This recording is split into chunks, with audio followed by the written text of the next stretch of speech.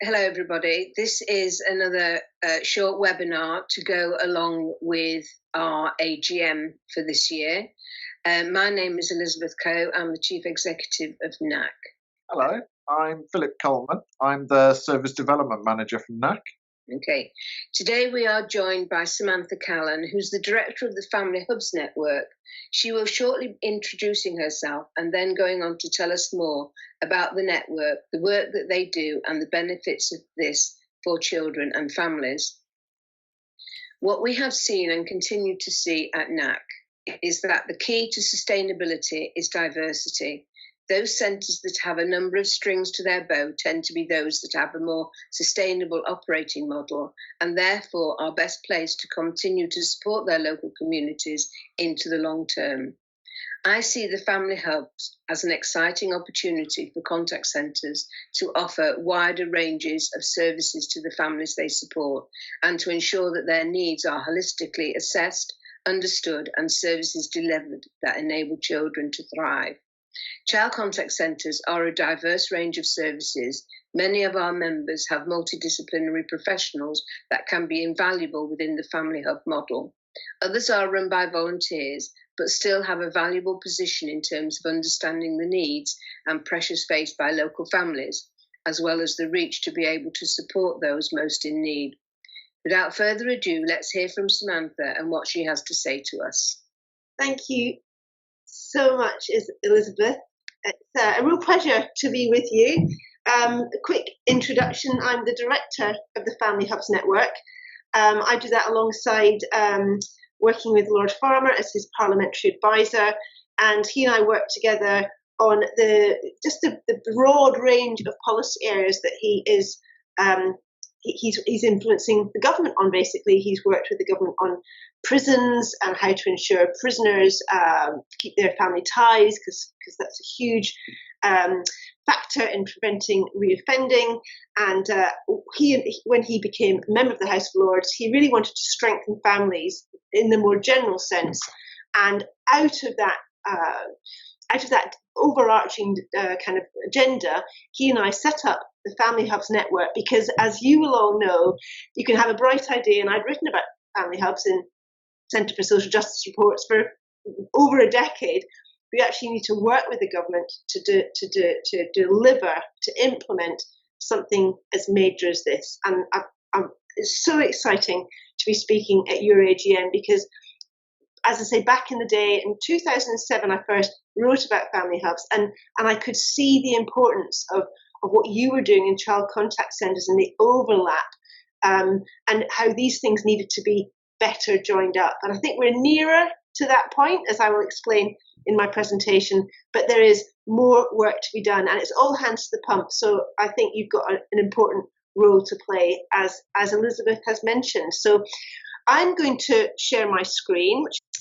I want to explain, as my first slide, my title slide shows, really, rather than just enthusing about family hubs, I want to show how they solve problems at the family and system levels, and most crucially for you, what is their relevance for child contact centres.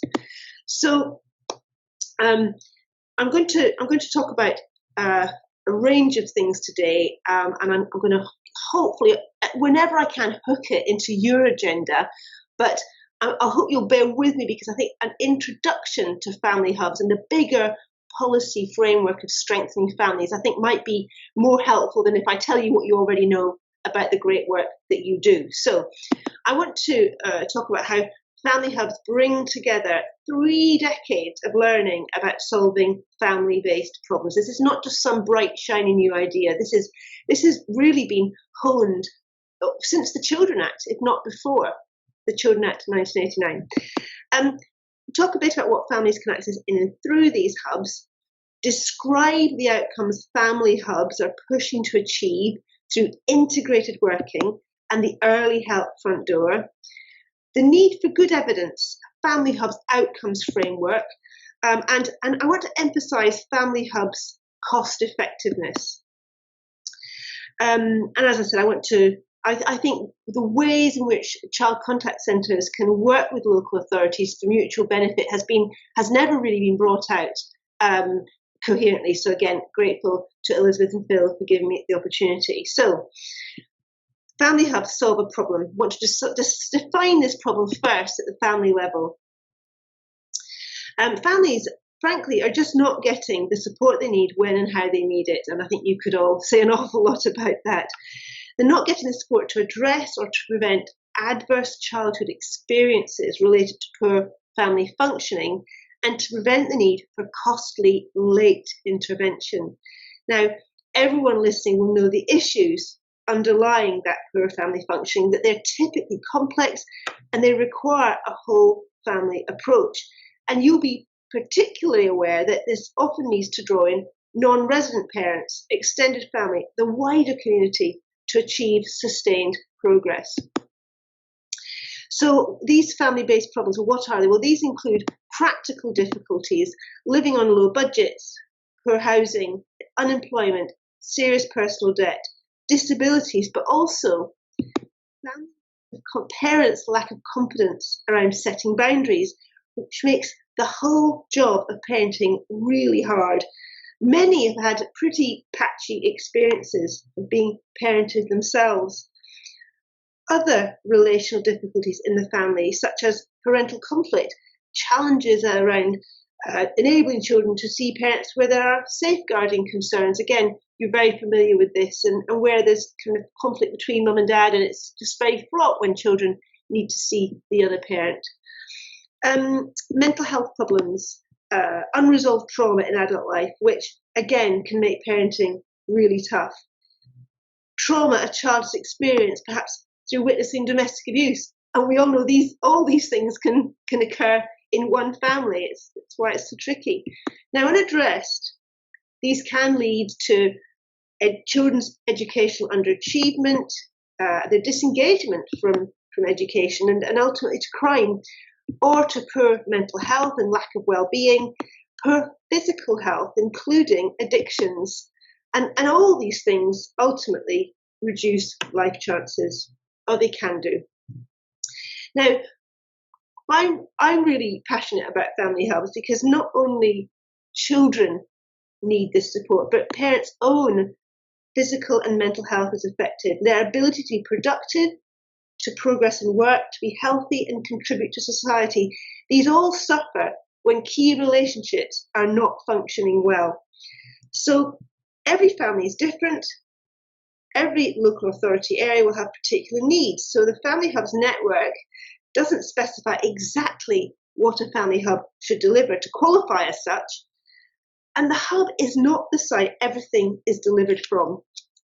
But we do say family hubs are the early help front door families can walk through to get help. And that front door could be in a variety of different settings, depending on where families feel comfortable going. And it could be in a child contact centre, for example, or the family hub might refer families to a range of services and support which could be accessed in a child contact centre, which might be more of a spoke or a delivery site to the family hub.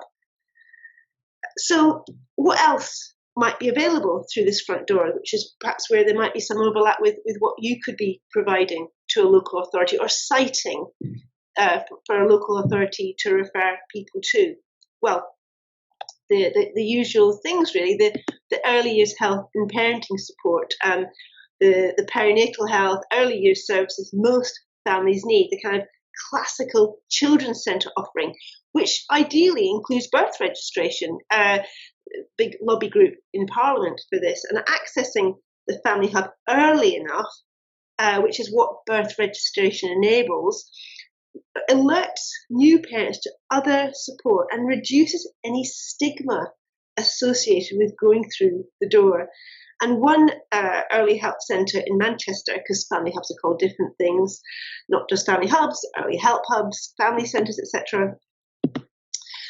One Benchill Centre in Manchester found that 100% of young parents who registered the baby's birth at this centre, rather than going to the registry office in town, as it were, they returned. They came back because they did that very important, memorable event in a family centre.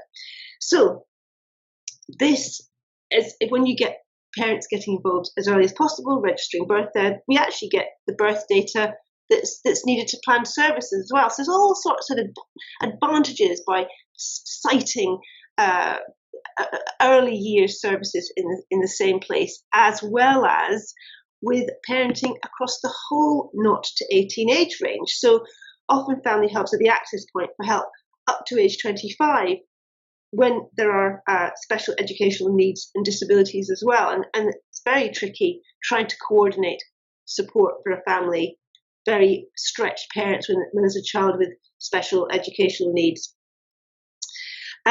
Access to trauma-informed and mental health services for children, adoption, fostering, kinship care support, and these wider issues, as I've already mentioned, around ensuring children have plenty of opportunity to see non-resident parents. These are all things that can be delivered through this early help front door or referred on, as I've said, to other places like contact centres.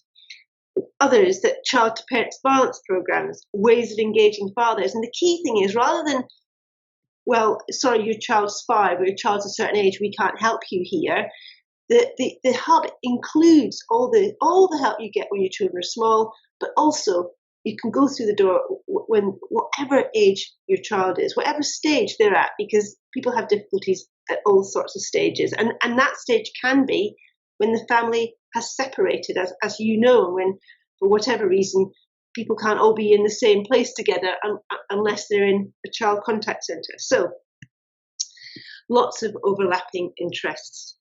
Another thing that can be accessed is youth services. So hubs, I've seen hubs that are safe hangouts for young people in the evening where they can access trauma-informed services, and places parents can go with worries about drugs, county lines, gangs, etc., and get help to interrupt these lethal pathways. The information they provide is intelligence that can help criminal justice agencies that are on the case. So it might sound like I'm saying, oh, they can do everything, but a lot of buildings are underused. Maybe your child contact centre, you're thinking, we could use it for so much more. We could get more funding through making it available for more help for families. So that's the kind of movement that the Family Hubs Network is part of, that maybe child contact centres could also be part of. Another one, couple relationships. Again, you know a lot about this. Support, especially for separated families where conflict is still a massive issue, and you have specialist expertise here. Also, domestic abuse services, and the government has got a programme called Reducing Parental Conflict, and these are focused on quite different people. But again, that's where family hubs can really come into their own. You go through that front door for a whole anything to do with a family problem, but also other adult support. So alcohol, drug addiction, gambling addiction support, debt counselling, welfare and benefits advice, employment support, adult education, such as language classes. Being able to go to one place to get help across the board or referred on is, local authorities are finding this can be a fantastic way of rationalising. Rationalising is possibly not the right word because it suggests scarcity, but of systematising support so parents don't fall through the cracks and people get the help they need when they need it. So if a local authority is to be successful in helping families solve their problems, this can require, very often does require, solving a system problem at a local authority level. So it does prevention well, it harnesses community engagement, and it is not just a set of services. In fact, a family hub is not just a set of services. It's more an approach, it's a model, because what is key is someone coming alongside the whole family who can help them access the bespoke support they need. Many will be aware that it was the 30th anniversary of the Children Act, the 1989 Children Act last year. And those who lamented an unchanged landscape for needy children in certain areas pointed to the lack of a focus on prevention, despite, as you will know, this was the cornerstone principle of the 1989 Children Act. And the Act actually specified that every local authority shall provide such family centres as they consider appropriate in relation to children within their areas, with the aim that families would receive help way before reaching thresholds for statutory child protection.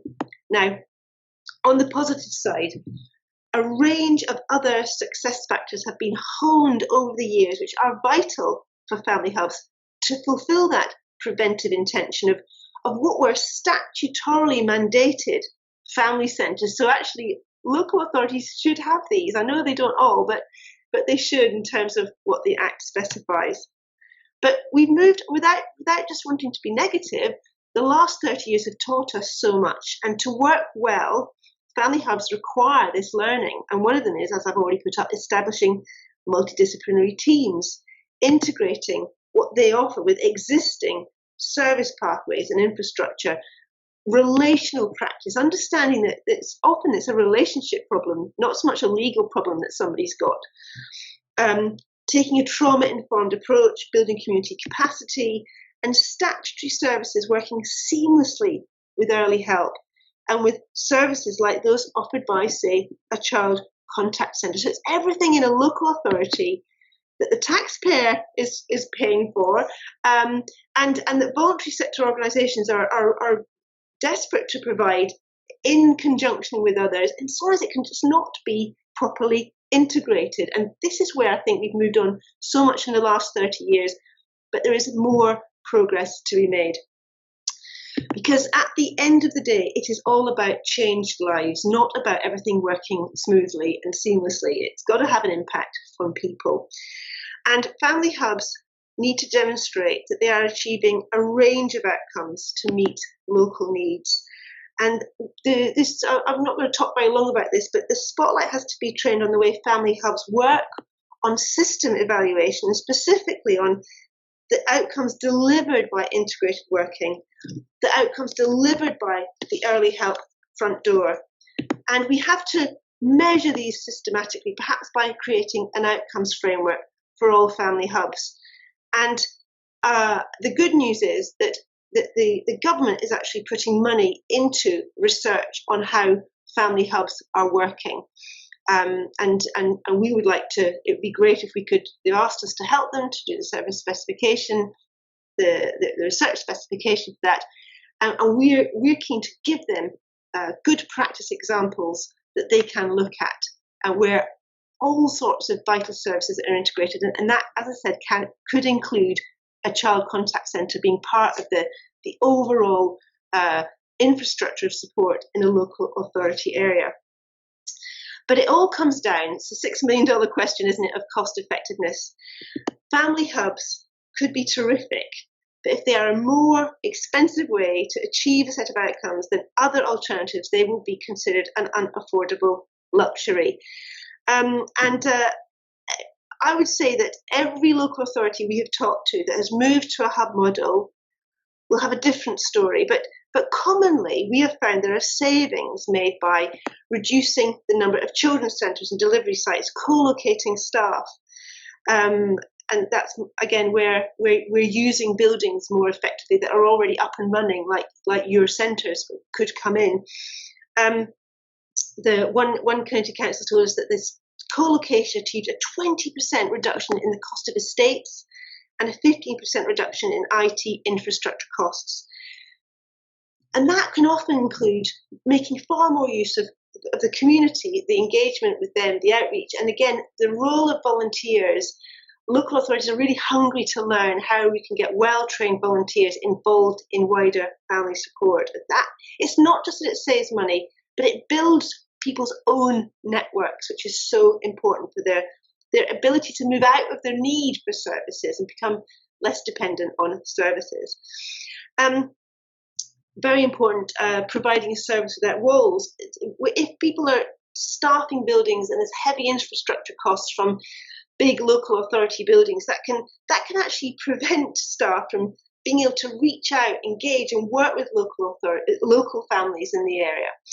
And I've already talked about working in a multidisciplinary way, freeing up highly trained and more expensive staff to focus on those with the greatest or more complex needs. So it's getting everything working in the most effective way. And other areas have been able to actually do more, provide more family support because of a systematic shift towards early help. And they've made that shift in a more or less cost-neutral way, or with the help of what's called earned autonomy from troubled families and existing budgets. So this is about working with the grain of a local authority, pushing them to do more. And so often it all starts with a conversation with them. What are you doing? How are you using your buildings and your people most effectively to deliver systematic family support? So we are, I'm just going to move on. I won't talk much about this, but we're pushing the government to stimulate a faster movement towards a family hub model in every local authority by giving each local authority a bit of money to do this transformation. And hopefully we will see some good results from all that lobbying in the spending review. So we know that local authorities can't do system redesign on a shoestring. They can't do it on fresh air. So we're saying there needs to be a bit more money in the kitty. So again, might be helpful for your conversations with local authorities if we get that. So I'm just going to sum up. The problem we are trying to solve is the lack of accessible family support to prevent poor outcomes that are jolly costly in human and financial terms, as you know. And as a nation, we've been grappling with the systemic challenges needed to address this for some time. And the bottom-up solution of family hubs, frankly, has emerged as an evolution of the Children Act 1989 Family Centre. It's not the new kid on the block, it's a culmination of our learning.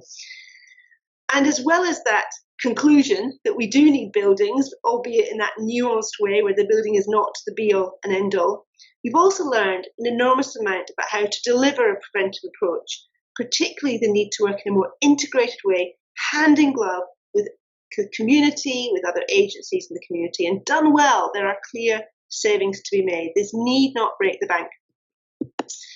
Family hubs have to show they can deliver family transforming outcomes across the major areas of need in an area. So it's not about telling local authorities what to do, but being clear about the principles they need to work to. And one of those principles is drawing all the family support that's currently going on and think really kind of creatively and think about your child contact centres, for example. And whenever I visit, I go and see directors of children's services, right, used to before we all were kind of a bit locked in our houses. And I would say to them, look, they would enthuse about family hubs. And I say, look, do you think local authorities are ready for the government to give them some clear direction on this? It's been such a localising imperative since 2010, actually. And they say, we would really welcome some direction from government on how to evolve our family support. We would actually like family hubs to be explicitly recommended by government. We are ready and willing for this kind of lead from central government. And as I've put at the bottom, the word this particular DCS said to me was, family hubs is an idea whose time has come. So on that high point, I'm just going to hand back to Elizabeth, and thank you very much for listening.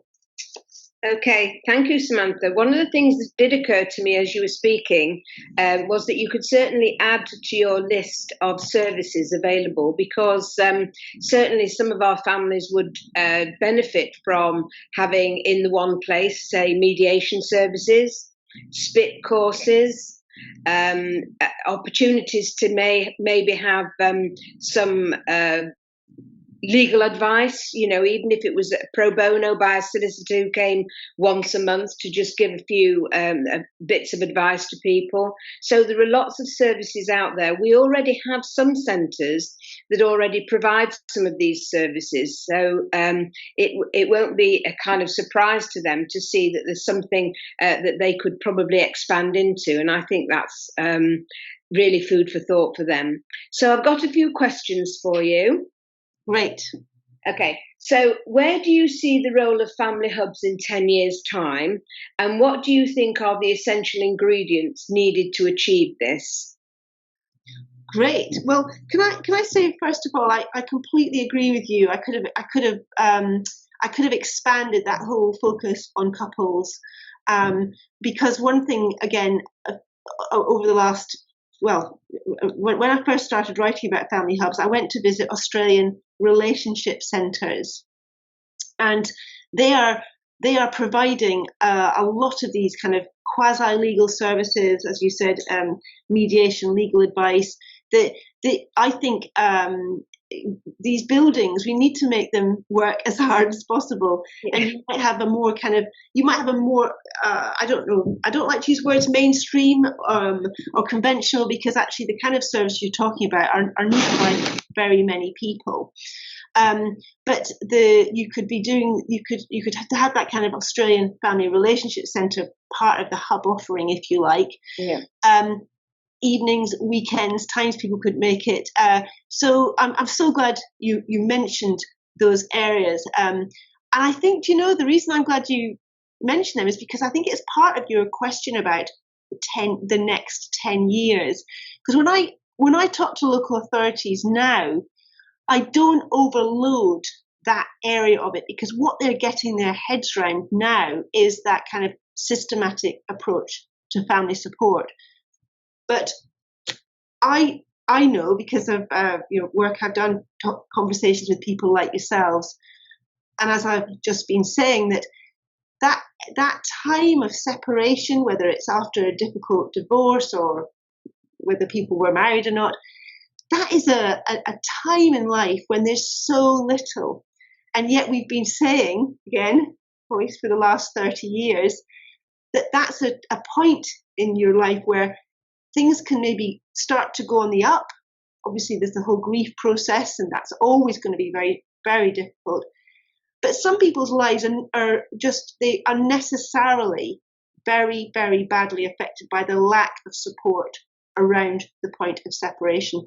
So what I would like to see by 10 years' time, frankly, is full geographical coverage of family hubs all around the country. That's all 4 nations. They're actually doing very well in Northern Ireland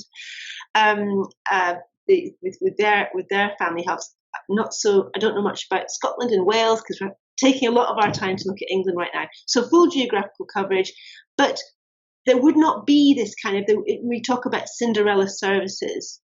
And I think I get frustrated, and I know people who are involved in private and public family law get frustrated at the lack of support around separation and see it as somehow very separate. And I would say one of the key goals by 10 years is we no longer have any kind of false divide. We know that every single part of the country needs to have good services for people going through the huge kind of upset trauma. I can't find a strong enough word for it, when either they can't see their children for safeguarding reasons, or when there's a very messy separation, divorce, whatever. Now, how we get to it is a really kind of good question. I think one thing we need to do, I've talked about not over prescribing, but family hubs, it's important that we don't just think of a family hub as anywhere where 1 or 2 things happen. So that's why I would say some child contact centres who might start to do more, who might not just expand what they offer in terms of mediation and SPIPs and legal advice, which is just, I wouldn't say more of the same, but it's more of your ballpark offering. But there might be other things that you could be referred to or actually access within the child contact centre. Even that in itself wouldn't necessarily make you a hub. Hubs are places where you can go through the front door and you will be met by a really superb receptionist who's not like a dragon who might sit at the reception of a GP surgery. But that receptionist is somebody who will be very well connected with all the help available in a local area. And the local authority is treating everything that's done all the support for families, including what child contact centres saying, what child contact centres provide. They're treating it all as part of their system. And it's not just we'll commission that little bit of work over there in a silo and we'll pay a bit for that, we'll put a grant towards that. It's we're treating this whole thing as a kind of a systematic approach to making sure families don't fall through the cracks, get the help when they need it. And it's about, as I said, I always talk about system design and solving systems problems rather than a kind of a concept which is in 10 years there will be nice buildings all around the country called family hubs. There's more to be gained than that. We're not just reinventing children's centres. My next question, Samantha, is, in my introduction, I spoke about the varying skills that contact centres have and that can make them invaluable in terms of multidisciplinary working. For those that are interested in supporting their local family hub, how would you suggest they go about getting involved? Yeah, that's a really great question. And I think I'm asked this by all sorts of people. I'm asked, MPs say, I want a family hub in my constituency, which is great, music to our ears. But what we say is you need to talk to your local authority, and that maybe that brings people's hearts sinking a little bit because they think I'm trying to get appointments with people all the time. But what we're pushing for is that local authorities understand that there is a kind of a movement in the country that they can be part of, and that when child contact centres are perhaps coming to them and saying we want to support either the family hub that's already existing, or we would like there to be a family hub in this area, in this town, in this city, whatever, and it's often more than one family hub connected with each other. I think child contact centres, by doing a little bit of homework, and we've got, frankly, I must say, we've got a fantastic website. I'd love you to visit. Finding out a little bit more, they may be able to actually help local authorities develop their own thinking in this area. And the good thing is that there's on the website we talk about all the different places that have got family hubs, all the different types of family hubs. There's a webinar that we held with local authorities. There's a wealth of information on there, and you might be the kind of initiating, pioneering force in your area. But if you know, perhaps because you're very well informed, that your local authority is already thinking about moving towards a family hubs model, but perhaps you've been following the cabinet papers that go into local authority meetings, for example, and you know there's public consultation now before you do something like a family hub. I think again that kind of is that maybe the words humble, just kind of coming and saying, we know that family hubs draw in all of the local infrastructure, all of the support that's offered to families, and you might not even know what we do. Can we just explain what we do and how we think we might be able to help you in what you're trying to achieve? Because it can sometimes feel, I think, that you're trying to achieve something different to your local authority, but it's kind of giving them the benefit of the doubt and saying, look, we all want families to thrive in Barnstable, in Loughborough, where I live. How can we work together to do that? And perhaps can we just explain to you a little bit of what we do? Can we tell you how many volunteers there are in our centre?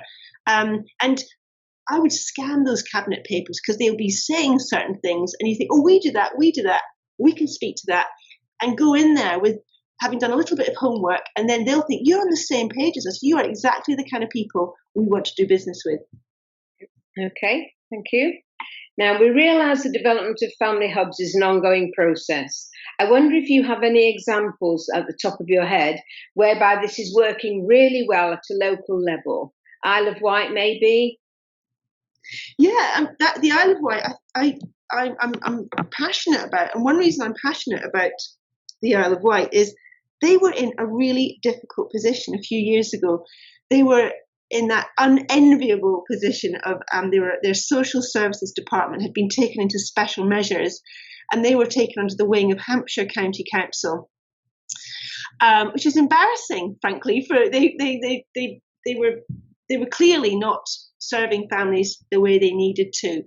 And the way they got out of that hole was Hampshire looked at, we talk about building on strength, and Hampshire looked at how they supported families in the Isle of Wight across the board. And they said, what you're doing in children's centres, I think they were working higher up the age range, even there, not just 0 to 5, but what you are doing is, we think this could be expanded upon, because what the challenge that was facing the Isle of Wight was there were too many children coming to the point where they needed a social services assessment. They weren't getting that assessment because social services was so swamped, frankly, so many referrals that children were kind of stacking up, not getting the help they needed, and clearly they needed to do something to help prevent so many children coming to this point. So what they could have done was throw loads more social workers at the Isle of Wight, give them massive incentives to move to a very nice part of the world, actually. What they did was they said, you're doing really well on early help, and we want to help you do even more. And what Barnardo's working with Hampshire County Council and the Isle of Wight Council managed to do on not much more, I think don't even know there's any extra money, but they managed to redesign what they were doing on the island, drawing again community. They used Home Start a lot, and one of the amazing side effects, well, that's the right word, the advantages of what they did was they began to home grow people who maybe started out as a Home Start volunteer. Maybe you've got people who've been started as volunteers in your child contact centre, and you've seen them flourish and maybe do training and then perhaps even run a centre. That's what they found in the Isle of Wight, that it's actually health visitors maybe started helping another mum after they'd got through the early child years themselves. And they stayed on the island, and they had all that local knowledge to draw on. So there's other places. I mean, and I also talk about Essex quite a lot, because what they said was they've really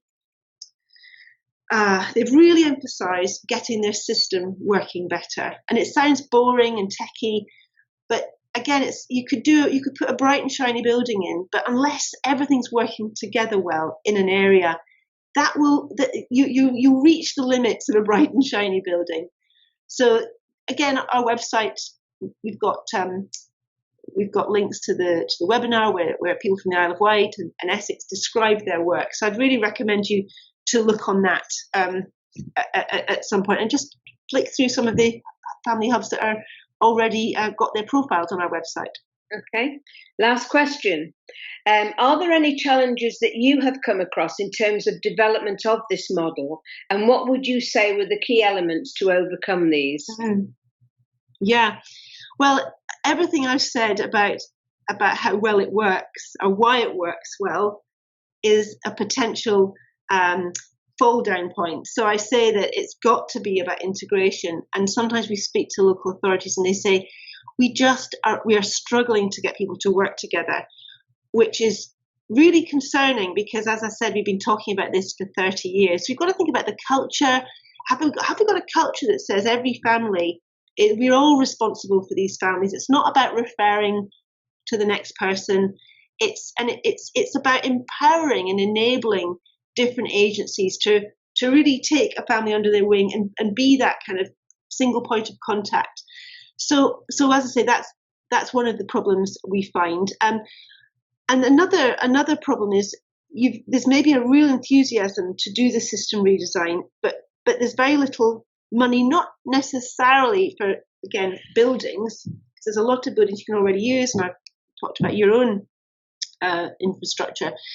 But everyone's got a busy job, and one of the things we're saying in this that could be put into the government's specification for a transformation fund is, why don't you enable 2 or 3 senior people or very, very kind of visionary people in a local authority, give councils a bit of money to pay their salaries, backfill their positions, as it were, and get them to just do nothing for 2 years to 4 years rather, so that they can maybe spend 2 years doing the visionary redesign and then follow through for the next 2 years to start implementation in a really healthy way. So headspace It may sound obvious. We've been talking about integration and multidisciplinary working and better systems. We've been talking about all that for a very long time. But it can be these small barriers, like key people who've got the vision actually having the time to outwork it. And they don't necessarily have to be local authority people. It may be somebody in a charity, somebody in a child contact centre who says, I've been working on this for years. I've done other jobs that have really prepared me for this. I'd like to work with you on this. So it's kind of, as I said to them a bit earlier, it's kind of all hands to the pump. It's not somebody else's job. It's how can you work in a local authority area to help realise this ambition of an integrated system that's what's going to level things up in this country. All families getting the support they need when they need it. Mm-hmm. Thank you. Okay. Thank you, Samantha. Well, we've heard some really interesting and exciting information from you today about the development of family hubs and what this means in terms of ensuring the needs of families are met at a local level. So without the need for statutory intervention, and we would be one of the reasons that we would like to think about mediation and SPIPs and so on in contact centres as well as the other services, is to try to divert people from the statutory services like courts. Not only do they create delay, but they sometimes create further conflict, etc. And, they take a long time to get things sorted out and they're expensive. So all of this kind of holistic working with a family may be able to divert them from those kind of systems. So NAC believe that child contact is key to the needs of the community, but essential to the emotional well-being of children and young people. And it is for this reason that it is essential that we work in a multidisciplinary way. And I think there are lots of people in contact centres with lots of different skills. Some of them are social workers. Some of them have been, therapists.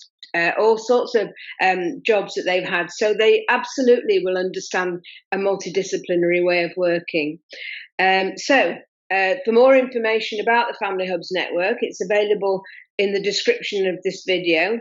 And for more information, they can contact Samantha or her team to talk about it further. So thank you for joining us today, and goodbye for now. Thank you. Really appreciate it.